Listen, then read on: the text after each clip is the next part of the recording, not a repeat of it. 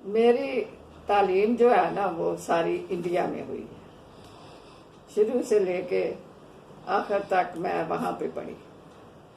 पहले मैं अम्बाला में मैंने 8th क्लास की, उसके बाद मैं जलंधर में 9th 10th में आ गई। वहाँ पे जब मैं 10th में थी उस वक्त 47 में ये वाक़या पेश आया। मैं तो पहले हम लोग तो ये जो थे लड़कियां थी ना, हम सारी एक हॉस्टल में रहती थी। तो हमारे पास ही ना वो एक ग्राउंड था जहाँ हम पढ़ते थे। वहाँ हम खेला करते थे काफ़ी। वहाँ से काफ़ी लोग जुलूस के सूरत में भी जाया आया करते थे, पर हमने कभी गौर नहीं किया था इस बात का। वो कांग्रेस के लोग थे। नहीं। तो जब ये वाकया पेश आया, जब हमारी छुट्टियां होने वाली थी उस वक्त, जब हम छुट्टियों में घर गए तो ये वाकया पेश आया जुलाई में। तो उस वक्त मेरे पापा जो थे ना वो पास्टर थे और वो एक गांव में रिहाइश पजीर थे।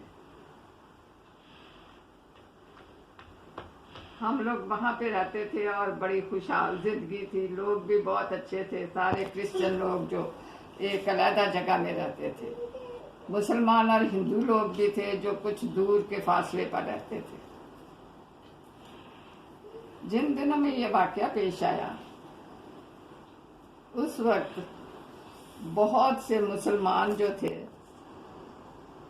वो हमारे घरों में आ गए, क्योंकि जो लड़ाई झगड़ा होना था ना उनका, तो वो पनाह के लिए हमारे घर में आ गए। एक सुनार की बीवी थी, काफी मोटी ताली थी वो। तो उसने भी ना हमारे घर में पनाह ली। लोगों ने देखा ना जब कि ये तो हिंदू है, तो उन्होंने उसको बाहर निकाला हमारे घर में। मेरे पापा ने बहुत उनकी मिन्नत की कि नहीं, औरत जात है, इसके साथ बुरा सलूक नहीं आपने करना, पर उन्होंने खींच के उसको बाहर निकाला और उसको गोली मार दी। हमारे घर के सामने ही उसकी लाश पड़ी हुई थी। हम सारे सब जो हमारे घर में थे वो सब खौफजदा हो गए। फिर उन्होंने जितने भी हिंदू और सिख लोग थे वो हमारे उधर गांव के सामने उन्होंने लाइन में खड़े किए। बहुत सारे लोग लाइन में खड़े करके तो उनको गोली मारते गए और तकरीबन 20-25 आदमी थे जो उन्होंने मार दिए उसी वक्त। हमारे जो लोग थे ना क्रिश्चियन, सब बहुत डर गए। तो मेरे पापा हमें कहने लगे कि हम ना यहाँ से चले जाते हैं। वो हम सब बच्चों को लेके, मैं सबसे बड़ी थी और उस वक्त मैं 10th क्लास में पढ़ती थी।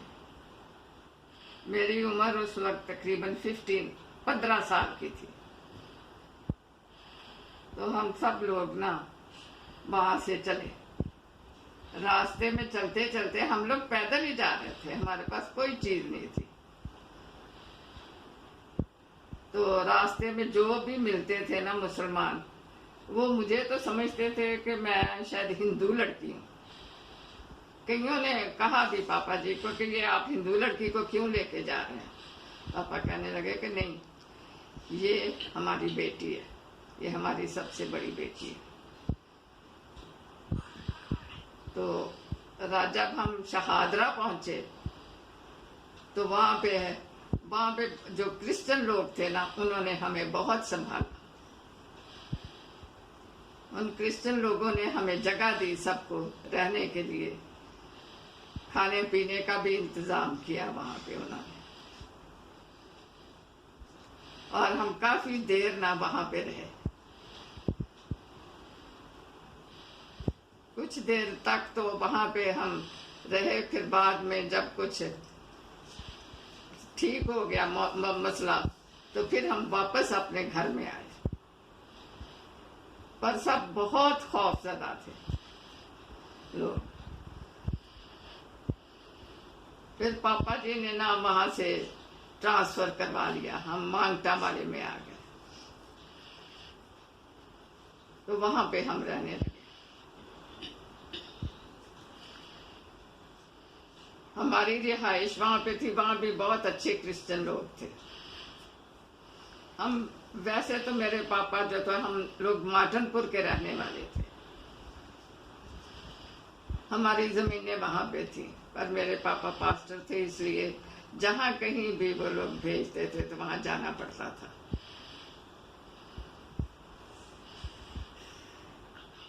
फिर हम माटनपुर भी जाते रहते थे और सब लोग हमारे से ये पूछते थे हमेशा ही कि क्या क्या हुआ, और हमें बताना पड़ता था। हम बताते थे, बड़े फख्र से बताते थे, क्योंकि हमें ये सब पता था। अब ये मेरे छोटे पोते के बच्चे हैं, ये अराइल और ईथर, ये भी अब मेरे से ना पूछ रहे हैं कि आप हमें पाकिस्तान की कहानी सुनाएं।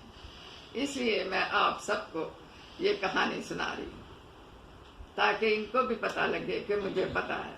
और मैं इस गांव में भी, मेरा ख्याल है कि मैं अब एक ही वाहिद शख्स रह गई हूँ जो ना इस कहानी को जानती हूँ, इस वाक़या को जानती हूँ। मेरी उम्र 87 की है, तो मेरा ख्याल है कि मेरे से अब बड़ा इस गांव में कोई भी नहीं है।